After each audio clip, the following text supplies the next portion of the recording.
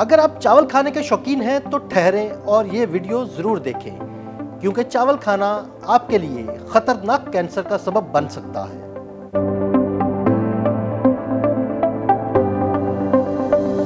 موسمیاتی تبدیلیوں سے دنیا میں کافی کچھ تبدیل ہو رہا ہے، اور اب انکشاف ہوا ہے کہ اس کے نتیجے میں دنیا کی مقبول ترین غذاؤں میں سے ایک چاول کینسر کا شکار بنانے والی غذا میں تبدیل ہو رہی ہے۔ امریکہ کی کولمبیا یونیورسٹی کی تحقیق میں بتایا گیا کہ موسمیاتی تبدیلیوں کے باعث 2050 تک چاولوں میں آرسینک یا سنکیا کی سطح میں نمایاں اضافہ ہو سکتا ہے۔ تحقیق کے مطابق عالمی درجہ حرارت میں اضافے اور کاربن ڈائی آکسائڈ کا اخراج بڑھنے سے سطح زمین کا کیمیائی نظام تبدیل ہو سکتا ہے۔ یہ تبدیلیاں کاشت کے دوران چاول کے پودوں میں سنکیا کی مقدار بڑھانے کا باعث بن رہی ہیں۔ چاول اگانے والے بیشتر خطوں خصوصاً جنوبی اور جنوب مشرقی ایشیا میں چاولوں میں سنکیا کی موجودگی پہلے ہی ثابت ہو چکی ہے، مگر موسمیاتی تبدیلیوں نے اس زہریلے عنصر کی سطح میں نمایاں اضافہ کر دیا ہے، کیونکہ چاولوں کے پودے زیادہ سنکیا کو جذب کر رہے ہیں، جس سے صحت کو لاحق خطرات میں ڈرامائی حد تک اضافہ ہوا ہے۔ چاولوں میں سنکیا آلودہ مٹی اور آبپاشی کے لیے استعمال ہونے والے زیر زمین پانی سے شامل ہوتا ہے۔ تحقیق میں بتایا گیا کہ فضا میں کاربن ڈائی آکسائڈ کی سطح بڑھنے کے باعث چاول کے پودوں میں ایسی کیمیائی تبدیلیاں ہو رہی ہیں جن کے باعث ان میں سنکیا جمع ہونے کی مقدار بڑھ رہی ہے۔ اس طرح چاولوں کو سنکیا ملے پانی میں پکانے کے عمل سے بھی اس زہریلے مادے سے متاثر ہونے کا خطرہ بڑھ جاتا ہے۔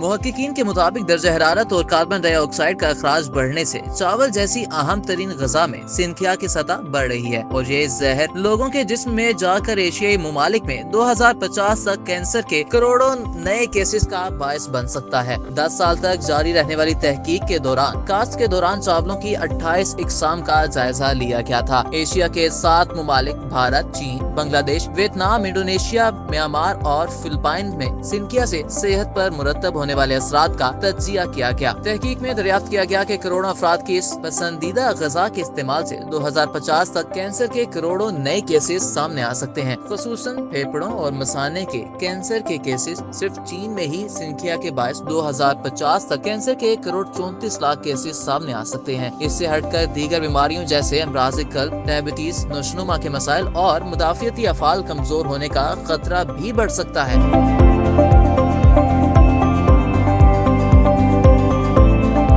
محققین کا کہنا تھا کہ دنیا کے بیشتر حصوں میں گندم کی بجائے چاولوں کا استعمال زیادہ کیا جاتا ہے، اور وہاں ان تبدیلیوں کے باعث عالمی سطح پر کینسر، امراض قلب اور سنکیا سے جڑے صحت کے دیگر مسائل کے بوجھ میں نمایاں اضافہ ہو سکتا ہے۔ صحت کے اس بحران کی روک تھام کے لیے محققین کی جانب سے چند احتیاطی تدابیر بھی بتائی گئیں۔ محققین کا کہنا تھا کہ چاولوں کی ایسی اقسام کو کاشت کیا جائے جو سنکیا کے خلاف مزاحمت کر سکتی ہیں، یا یوں کہہ لیں کہ یہ اقسام قدرتی طور پر مٹی اور پانی سے سنکیا کو کم جذب کرتی ہیں۔ اسی طرح مٹی اور پانی کے انتظام کو بہتر بنایا جانا چاہیے۔ محققین کے مطابق کھانا پکانے کے لیے استعمال ہونے والے پانی کو بھی فلٹر کرنا چاہیے اور سنکیا سے پاک پانی کا استعمال کرنا چاہیے۔ محققین کا کہنا ہے کہ دنیا بھر کی حکومتوں کو عوام میں صحت سے متعلق شعور اجاگر کرنے کے لیے کام کرنا چاہیے، اور کاشتکاروں سمیت عام افراد کو سنکیا کے خطرات اور اس سے تحفظ کی حکمت عملیوں سے آگاہ کرنا چاہیے۔